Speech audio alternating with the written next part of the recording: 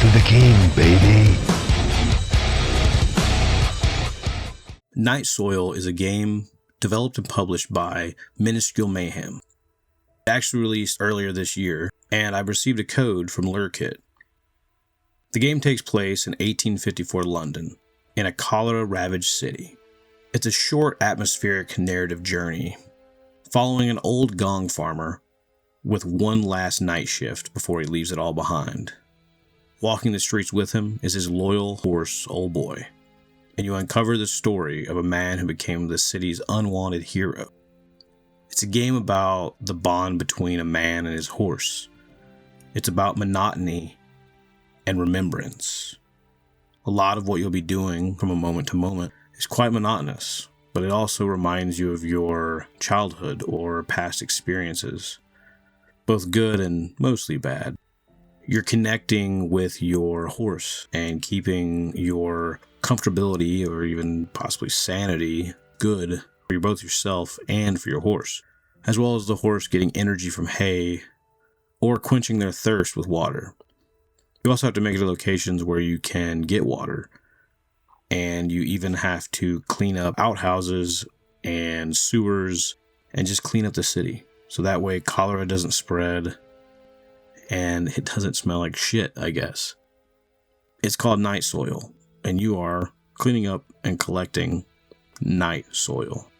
You'll be working the streets, the privies, the cesspits, and of course the sewers. You'll be driving around a handcart, which actually does have weight and momentum. You actually do have to slow it down, and if your horse gets startled by rats or anything else, it'll keep going and you gotta kind of stop the cart. You have to keep the horse calm. You have to actually turn and go down some pretty narrow locations, and sometimes it's a bit janky and doesn't work that well, but it's a relatively short game, so I'll cut it some slack. The game actually does have some voice acting, and overall it's a pretty solid little kind of focused narrative experience that's very simple, very small indie game.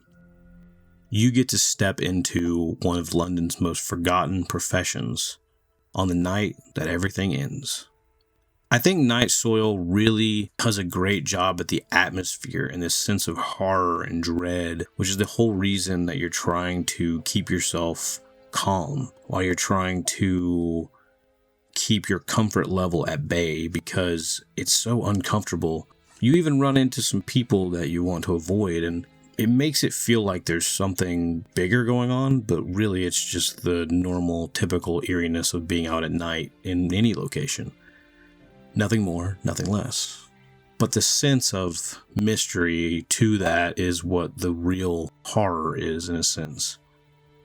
The biggest draw to Nightsoil is the ability to be in cholera-era London, riding around with a horse and buggy, cleaning up Nightsoil. It's the period piece, it's the sort of focused indie emotional journey of the game. For the most part, the moment-to-moment is not the most enjoyable, but it does have some interesting elements to it. I think that the narrative beats are a great reward for the monotony, but I do think that overall it's just not a fun game.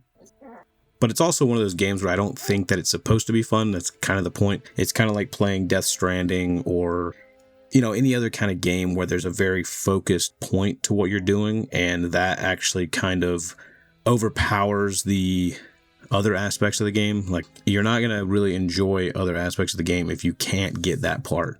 That part is pivotal to the narrative. That part is really the most important thing. Nightsoil is a very short game, so there's not a whole lot that I can say. I can say that it is monotonous.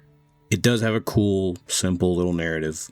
It has its draw for anybody who likes history and period pieces and likes to experience something different like this. But it's not got enough to pull you in, I think, even for a very small price of $5.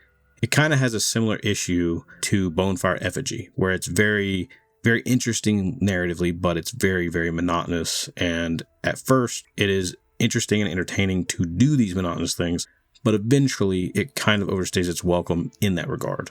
It becomes more of a chore than anything.